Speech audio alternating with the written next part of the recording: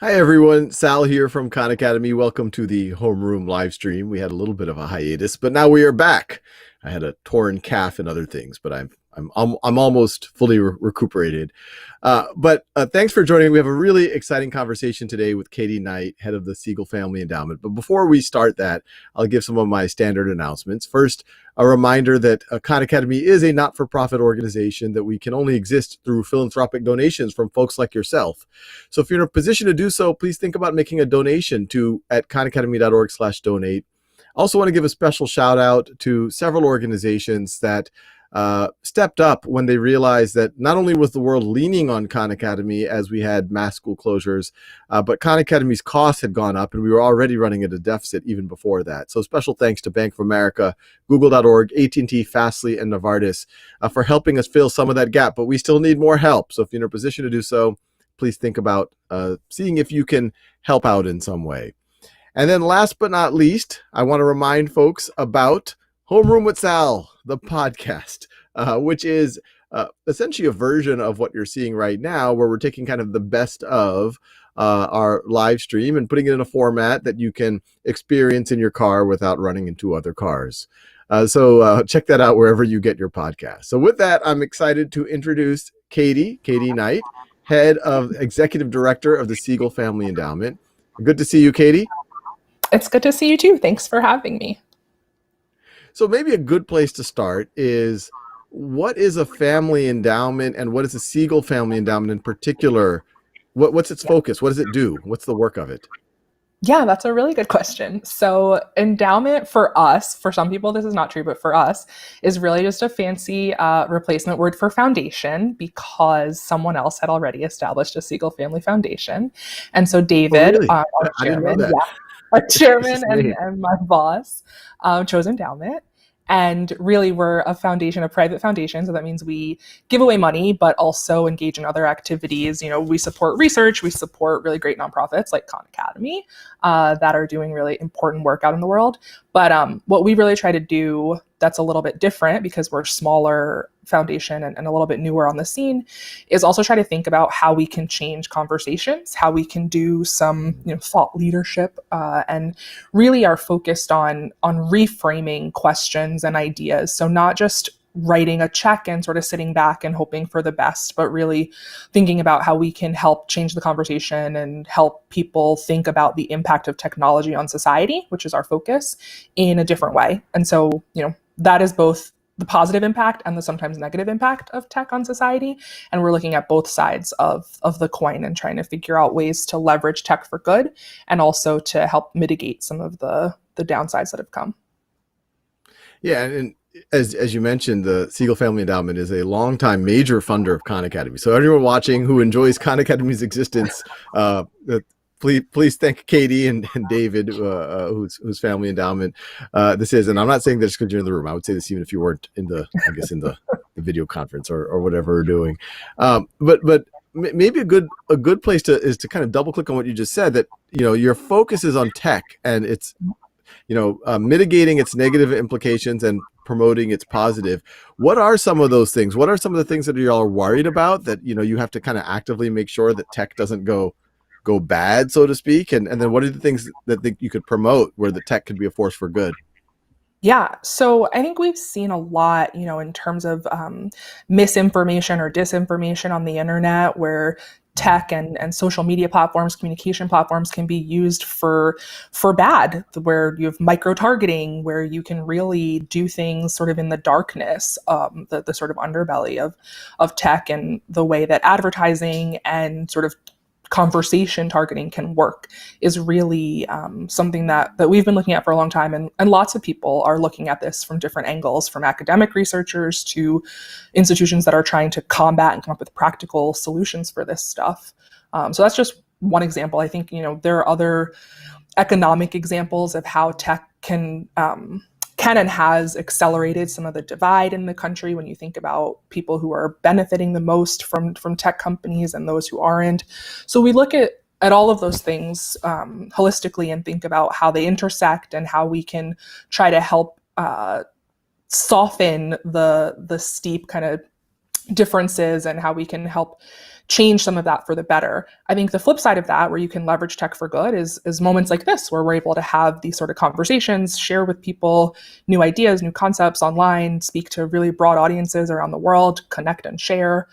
Where you have things like Khan, where people can learn outside of the traditional classroom setting and really have access to educational resources that are really powerful. And even the same communication platforms I was talking about before that have been used for harm have also done a lot of good for people who, have found community online where maybe they didn't have it in person. Yeah, and I want to dig more into that. I know you've just published this white paper on how infrastructure influences everything, but on that first part around tech, I am fascinated, and I know I don't think anyone has like some obvious good solutions here, but you mentioned kind of the micro targeting and social media, and the conversations that I've been a part of. There's social media and its impact on especially young people and their self-perception, and could it drive anxiety and depression. But there's also social media for kind of polarizing us, where you only get what you, and maybe you engage even deeper in something that polarizes you even further. Do y'all have any, are y'all talking to some people that you think have good solutions, who can thread that needle between kind of free speech but not speech that kind of does it's a really difficult question. Yeah, it is a really difficult question. And I think, we have friends and colleagues at research institutions, like the Stanford has a project in their philanthropy and civil society center that's about sort of digital civil society. And some of the researchers who are associated with that are looking at these questions. I think there are no easy answers. One of the things that I default to often that I think is really important to talk about is transparency. So I think human beings, we're smarter than maybe the tech and social media platforms want to give us credit for. And if you know that you're being shown search results, for example, that are aligned with one point of view that an algorithm thinks is your point of view, or if you know that you're being targeted by a specific sort of advertising, I think that knowledge can be really powerful in terms of helping you understand the context around the information that you're seeing, and helping you think differently about whether or not it's sort of true and verifiable. We have a really, really wide range of resources on the internet, and some of them are more fact-checked than others. So I think that transparency and context can do a lot to help combat some of that sort of polarization, misinformation space. And I think that's one of the places where practical solutions are being experimented with, really interestingly. No, I really like that. Actually, I haven't heard that before, but you're right. If it, all you told me is like, hey, because you are a middle-aged man who's into alien conspiracy theories, we are now going to give you this. I think that is my profile, and, and a lot of search. We can dig into that one. Middle-aged man who likes to read about alien conspiracy theories. Therefore, here's your top search results. And I'm like, wait, I'm not a middle-aged man. And no, I am. I just turned 44 on Sunday, so I've come to terms with my happy birthday. I still can't get over the fact that 44 plus 16 is 60. I know I'm known for teaching math, but I keep thinking I'm doing the math wrong. But anyway, back to the subject. So on this notion of infrastructure, obviously, which technical infrastructure or digital infrastructure is a piece, and this is what you analyze in your white paper. But I guess maybe the first question is, why did y'all decide to write a white paper on infrastructure, and what were kind of the big ahas? Yeah, so a few things. I will say that it started because I am an infrastructure nerd. David is an infrastructure nerd. We just have always connected on questions and thoughts about infrastructure. I've never met anyone who's called themselves an infrastructure nerd. So you get points just for that. People. And you know someone else who's an infrastructure. I'm probably an infrastructure nerd too, now that I know that it's a thing. Yeah, now that you know it's a thing, you are definitely an infrastructure nerd. It's impossible not to be, I think, once you actually dig into it. Growing up in New York City, you take the subways, and when you start to ask questions, well, why is this train late, or what's happening over here, and what's going on with these tracks? Like, it gets fascinating really, really quickly. And that's just the physical infrastructure piece. And so at first, we just started talking about how a foundation like ours could be a part of the conversation about infrastructure. And as we were digging in more and more on the topic, we had this work on digital infrastructure happening almost separately, where we were thinking about things like the open source community, open learning platforms, which is kind of where we put our Khan Academy relationship and sort of like open learning, and started to see these intersections. The really obvious one is broadband access as sort of a Mhm. physical infrastructure asset, and your ability to access something like an open learning platform. And so we started to talk and think just a little bigger and a little wider about what infrastructure could mean. And that's what the first big aha was that infrastructure had to be more than just about the bridges, the roads. That really this triangle of physical, digital, and social infrastructure, that's how we need to be thinking about the assets that we should be investing in, the things that we should care about, the things that the government should be, safeguarding are physical, digital, and social assets that are sort of underlying all of society and keeping us functional. This is fascinating, and I want to remind everyone watching: feel free to put questions on YouTube and Facebook, and our team will surface it to myself and Katy, and ask really about anything about infrastructure, about endowments, about I'm going to ask Katy a little bit about how she even found herself in this role. So really ask both me and Katy anything y'all want, but just double clicking on that, Katy. Like I think most of us are familiar with physical infrastructure. Those are roads and bridges and dams and power lines and things like that. And I think we can imagine digital infrastructure, which is related to physical infrastructure, which is, I guess you could debate whether it's physical or digital, but it's, having internet connectivity, or at least having a device, or maybe having support for using that device. What is social infrastructure? Yeah, so social infrastructure is really a little bit more intangible. You're thinking about sort of the networks that you're a part of, the relationships Mm, that you have with other people. The one idea that I've talked about with people before is the notion that perhaps access to childcare, for example, is infrastructure. Because mm, if you're a parent, as you are, Sally, you know that in order to work, you need someone to help take care of your mm. kids. And so, how people are able to contribute to the economy and be a part of that is really important to sort of the nation's health and prosperity. So, thinking about social infrastructure as an element that matters. I think it is a little bit trickier and can vary also depending on the sort of community that you're in.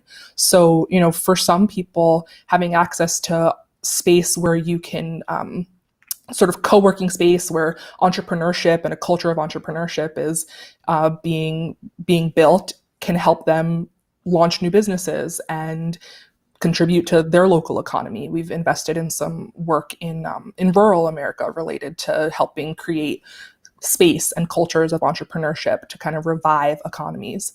So really, it can vary.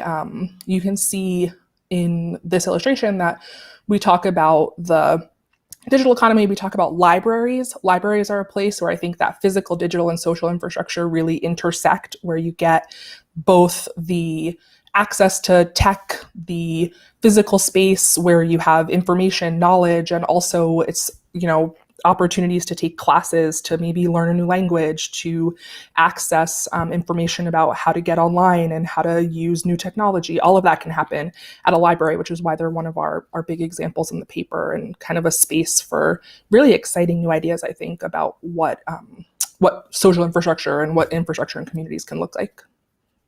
Now that you've named social infrastructure, I now realize not only am I an infrastructure nerd, I think I'm a social infrastructure nerd, because I spend a lot of time thinking about how do we social engineer? I mean, even in our direct life, which Yeah. obviously is more kind of a personal thing. Like, how do we make sure we have deeper friendships? How do we make sure our kids have places they can go to?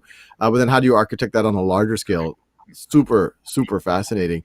What are your big takeaways? Like, what part of infrastructure are we doing well as a society? Are there examples of other countries that are doing a better job? Where if y'all were, emperor of the universe, Mhm. where would you invest? How would you invest that? I think on many fronts, we're not doing so well. So even on the physical infrastructure front, we've seen, the American Society of Civil Engineers puts out a report card on how our infrastructure is doing. They gave us a D plus, which is not a Wow. great grade. And that's before you consider these sort of additional dimensions we have. That being said, there are bright spots. There are towns and cities with access to fiber, high speed internet. There are places where the library systems are doing an incredible job with reinforcing the social infrastructure and sort of coming into the new century with these opportunities for people to get online and to learn how to do things that will help them get jobs and be a part of this new innovation economy.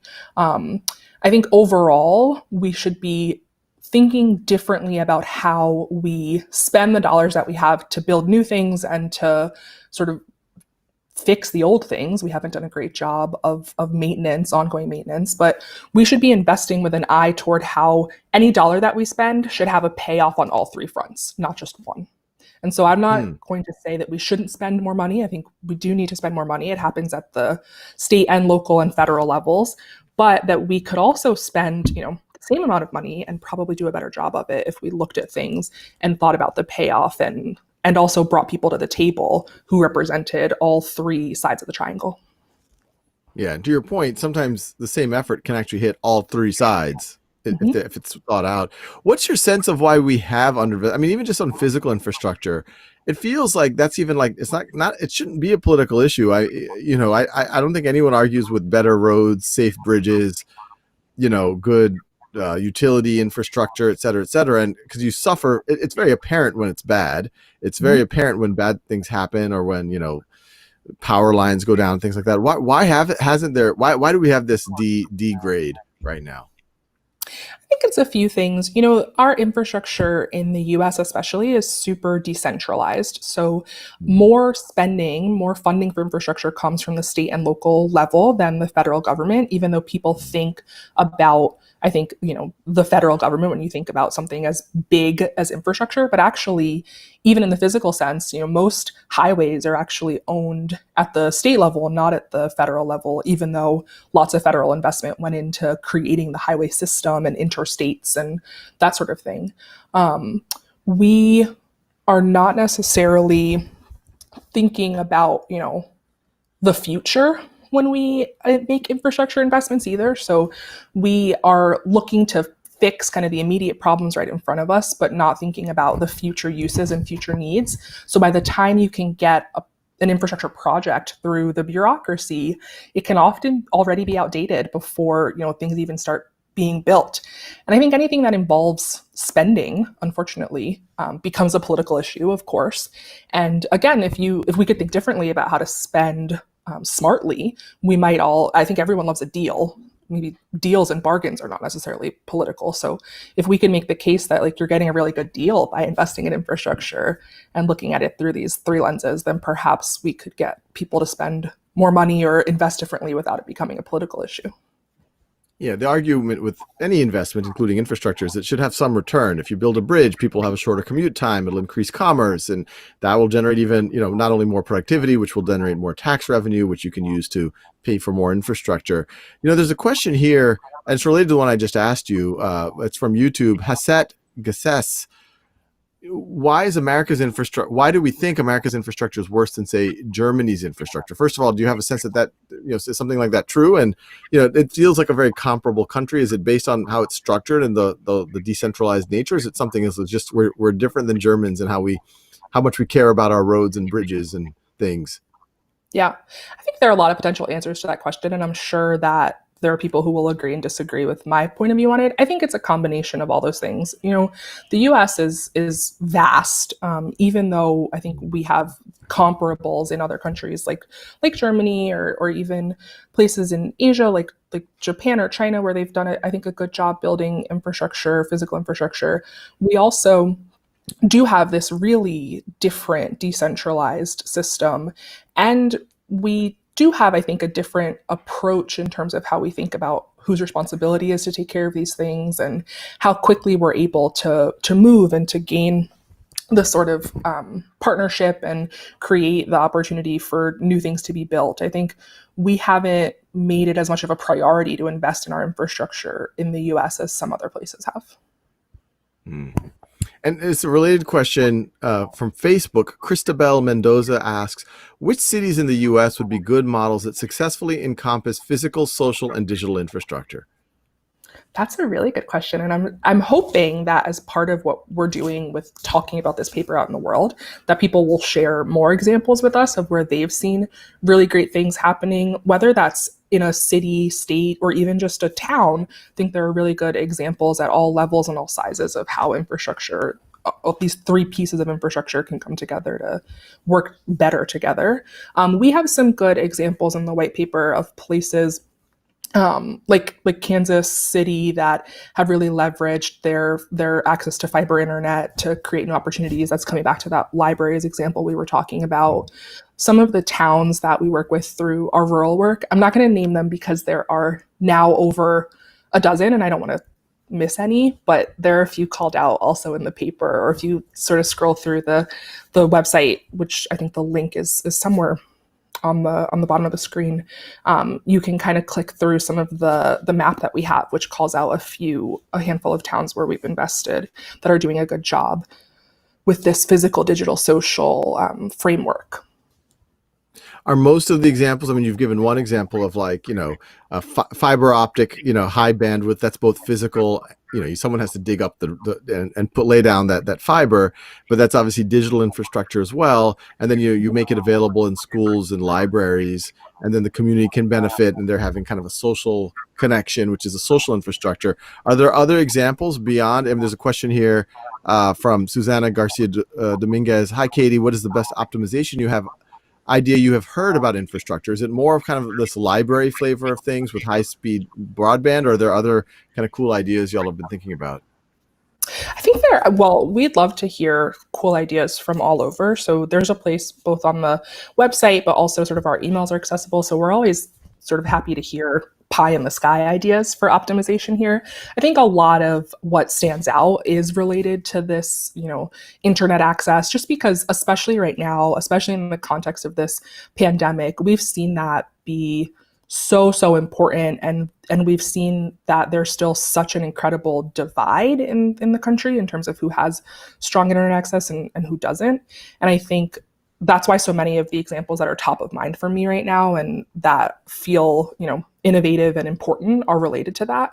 But I think we're really open to new ideas for how to optimize using the framework, and want to experiment and find places that are interested in sort of just taking a chance on this idea and implementing some new things.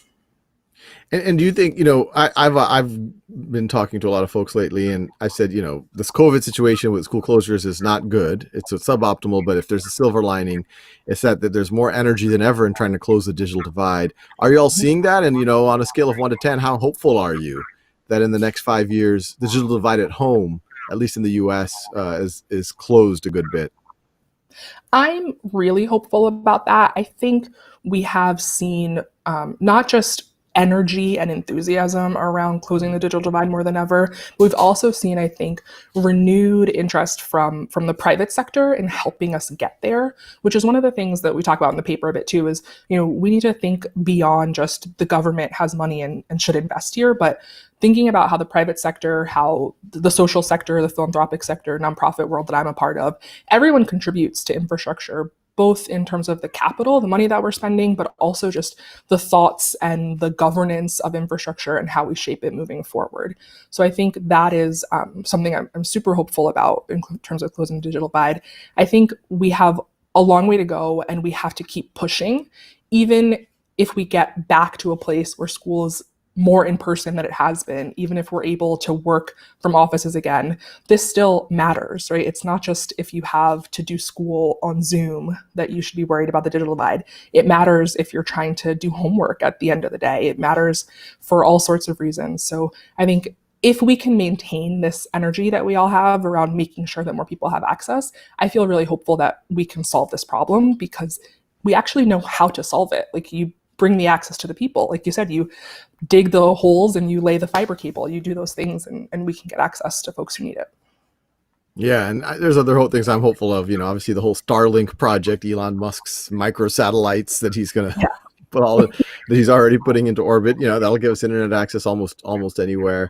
But good to hear that you're similarly hopeful, because it does feel like clean drinking water or just basic shelter Mhm. in the decades to come. Maybe in the remaining time, I do always like to ask, we have sometimes a lot of young people watching, and yeah, I remember when I was a young person, I would always wonder, how do, of certain careers, doctors, lawyers, engineers, and you can go to certain schools and kind of eventually end up being one of those professions. But there's clearly many other jobs in the world that have less clear career tracks, like being the executive director of a family foundation.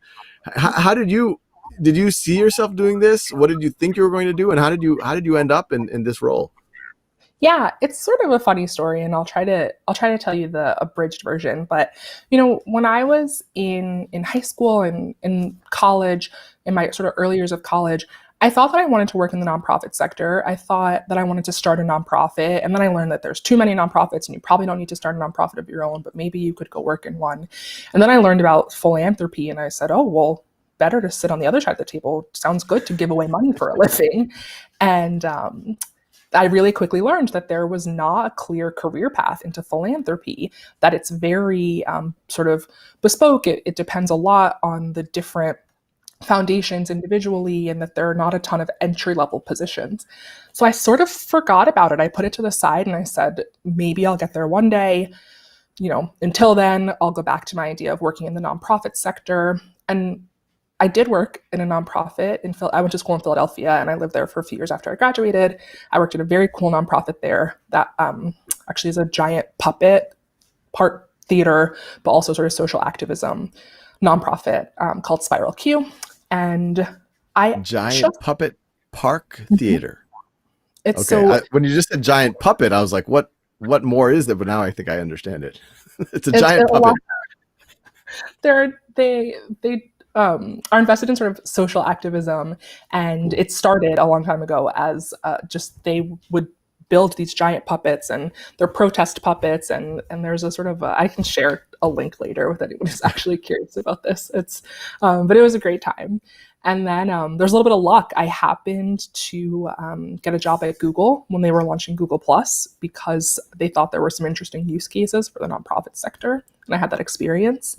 And then while I was at Google, I took this sort of winding path through doing many things at the organization. One of those things was corporate social responsibility, community engagement work. And that took me down an interesting journey of learning what it was like to connect with the community as sort of a representative of the company, got me some experience with giving money away for a living. And that then took me to David's company. And then eventually David and I just realized that, we had things in common, and sort of thought the same way. And I started to work with what was then very small team at SFE. And it just so happened that the timing was right. And I wound up kind of taking a job working just directly with David on the philanthropy. And just last year, actually became the executive director after we had some changes. So I think that's probably not a helpful answer if you're trying to launch a career in philanthropy. I will say two things. One, a little controversial. Not going to graduate school actually turned out to be really great for my career. I may still go to graduate school one day. Who knows? With this online world, I may be able to swing it. But I always really wanted to go to grad school, but could never decide what I would focus on, because I'm just all over the place and think about different things every hour.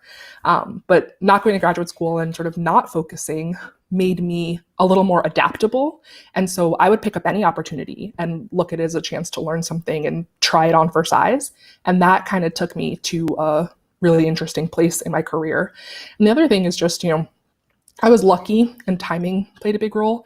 And I think timing and luck are what they are, but you have to, again, be open to like the opportunity. You have to be trying to make the timing work. So consider anything that sort of comes your way as a chance to do something different, and sort of see where it takes you. And you may end up running a foundation.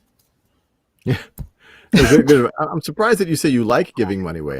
I think asking for money is so much fun. No, It it's turns actually out fun to I'm ask not for. very good at that either. I'm not great at asking for money. No, asking for money is not an. Yeah, you got to kind of ruffle up your hair, have your puppy dog eyes, and. I can ask for money for other people, though. Everyone should give money to Khan Academy. I agree with you. I agree. That's a really good point. I agree with you. Very high social return on investment. The last question, and it's related to what the one we just talked about from YouTube. Bashar Astor says, "What are some challenges you think the next generation will face?" And I'll just broaden it. You're someone that is a young person. You're already thinking, "I want to do something that has some social impact, do good for the world." I think I think most young people are in that same frame, but there's like, how do I do? What do you think are the any problem is an opportunity. So what do you think are some of the ones that they should start thinking about? Yeah. I mean, I know that so many young and younger people are thinking about this already, but climate and climate change are so, so important for us to be thinking about. We, older people, should also be doing a better job tackling climate change. But I think there's so much opportunity to anything from inventing new technologies to starting new nonprofits or social movements related to that. Like that work is so important, and we have to solve these problems. There's no choice but to solve them. So I think that's one that I would call out.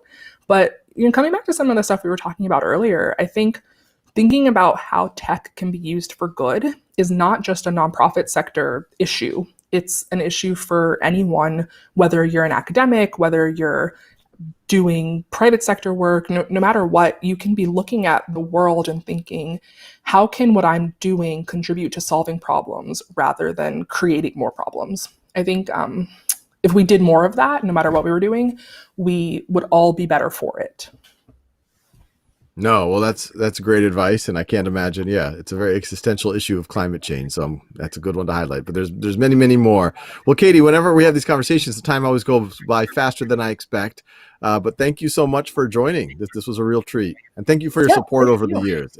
I'm not joking; it's been a big part of what allows Khan Academy to be Khan Academy. Well, thank you. Thank you for all that you do. I still watch Khan Academy videos when I need to learn something new or refresh my memory. So appreciate your work in more ways than one on a personal level and what you're doing for the world. And this was fun. It's always fun to talk to you, but also great to talk to sort of everyone else out there. Yeah, last time we met, I remember that this is all pre-COVID, where we could go to restaurants. Restaurants, yeah. I remember there was like some cheese fries that I was having like self-control issues with. But anyway, you had thank you. A long trip. You just needed sustenance. It happened to be. Yeah, my whole life is all about discipline and but then the levee breaks, and anyway, whole other conversation. Thanks, Katy. Thanks. Well, thanks everyone for joining. As always, a really fun conversation with Katy, and I hope we can get David Siegel on as well from the Siegel Family Endowment in the next several weeks. But thanks everyone for joining. Our next homeroom is going to be tomorrow with Arne Duncan, Secretary of Education in the Obama administration, and he's a managing partner at Chicago Cred. He does really incredible work with young people, especially in Chicago. So Arne Duncan, who I also consider to be a good friend and an all-around good guy. So I look forward to that conversation tomorrow. So thanks everyone for joining, and I'll see you tomorrow with Secretary Duncan.